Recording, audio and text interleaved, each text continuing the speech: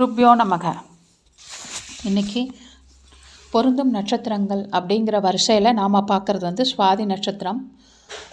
சுவாதி நட்சத்திரம் துலா ராசியில் வருது, முழு நட்சத்திரம்.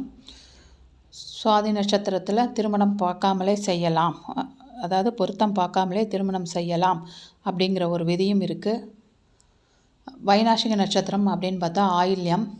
88வது பாதம் அப்படின்னு பார்த்தா சுவாதி நட்சத்திரத்துக்கு 1வது பாதத்துக்கு ஆயில்யம், 4வது பாதம், 2வது பாதத்துக்கு மகம் 1, 3வது பாதத்துக்கு மகம் 2, 4வது பாதத்துக்கு மகம் 3.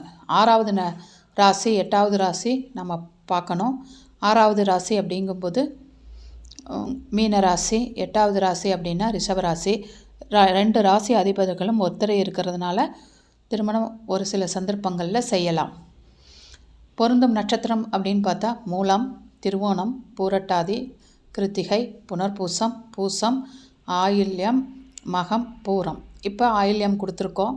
உங்கள் குழந்தையோட நட்சத்திர பாதம் சுவாதி நட்சத்திரத்தில் என்ன பாதமோ அதுக்கான இங்கே ஆயில்ய நட்சத்திரத்தை பாதத்தை விட்டுறணும். மற்ற பாதங்களை நீங்கள் பொருத்திக்கலாம்.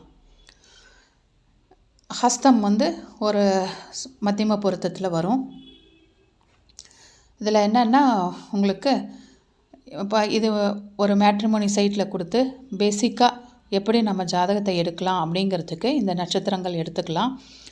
மற்ற கோணங்களை ஆண் பெண் இருவரோட ஜாதகமும் வாங்கி அதில் பொருத்தம் பார்த்து செய்கிறது தான் நலம். ஏன்னா இந்த நட்சத்திரத்தை மட்டும் வச்சு நம்ம திருமணம் செய்யக்கூடாது.